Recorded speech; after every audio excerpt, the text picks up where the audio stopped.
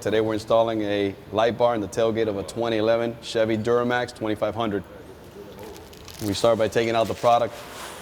Product already comes with double-sided tape, so it sticks right onto the body of the vehicle. It's very easy to put on. I do not remove the tailgate yet first because I need it as a level point as I'm installing the actual light bar. What you're gonna do is you're gonna ID it on to the vehicle to see where it's gonna fit. And look, you have a center point right on the bar itself, so it's very easy to see. It doesn't go on the actual bumper, but it goes on the actual body. As you can tell here, it's tucked in real nice. One of the things I like to do is I like to open up the tailgate just to make sure that it clears. And as you can tell, it clears. This one has the backup camera, so we're not gonna entirely remove the tailgate out. What we're gonna do is we're gonna unhinge it and we're gonna drop it into the bed of the vehicle. You're gonna need a small pry bar just to pry off. So what you do is you lift up the tailgate a little bit. You grab the hooks. You unhook them off. Then once you get at that point there, you're sliding out. You grab it by the sides and you go to the right.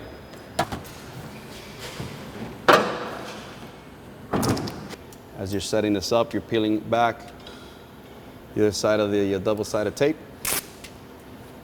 You want to make sure everything's nice and clear before you do the final installation. At this point, what I like to do is I like to release the wiring so it just dangles down. It's much easier to work with, so it's very easy. Come back over here, and we're just going to step up over the original bumper. We're centered right with the hitch and with the center of the bumper, so we know we're straight. So once you're here, you push in, and you keep your hands on each one of the tabs for a couple of seconds to make sure that it adheres correctly to the body.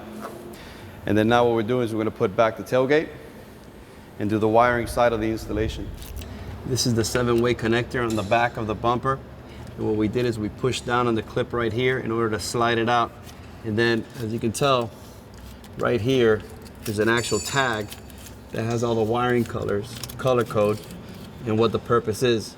So what we're gonna do is we're gonna do a custom hardwire installation on the light bar itself. What we're gonna do is we're gonna cut this 4 wires that go into the 4-way plug to make the connection directly on there. And if you look at the 4th wire is the ground wire, and that has a white trace wire onto that black cable.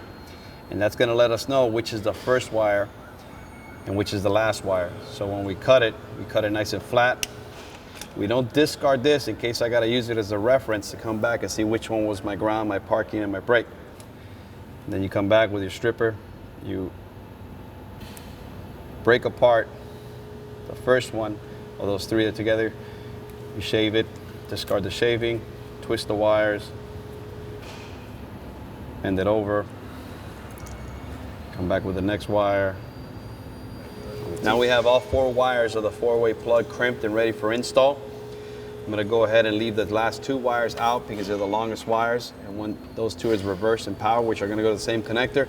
But I'm going to hook these up first because I have to remember the order that they're in. Very important.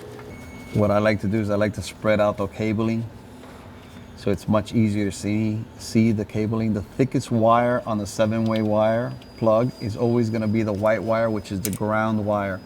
I spread the wire. I do not cut the wire. I just spread the insulation apart so the copper is exposed. When the wires are underneath the vehicle, you strip the wire back as such. Come in with a T-tab. You go in, slide it in, and then you make sure that it locks into place. If you notice it has a little locking mechanism. Go ahead and you lock it. Nice secure lock. And make sure that your T-tab goes in all the way in. T-tab's got to be all the way in to the end. At that point there, nice secure line, not going to come apart.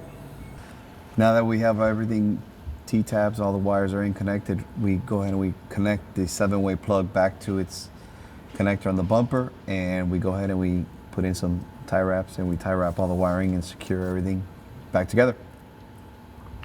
And we go to test. All right, what we do is we put the key in the ignition, make sure that our ignition's on, and then we apply the brake to make sure there's a difference in the lighting while the parking lights are on, because it's always going to be different. And then at that point there, we go left turn signal. Make sure that our left turn signal is scrolling correctly.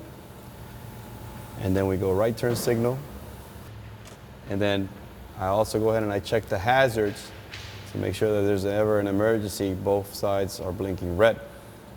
And that's why it is our reverse lights right there.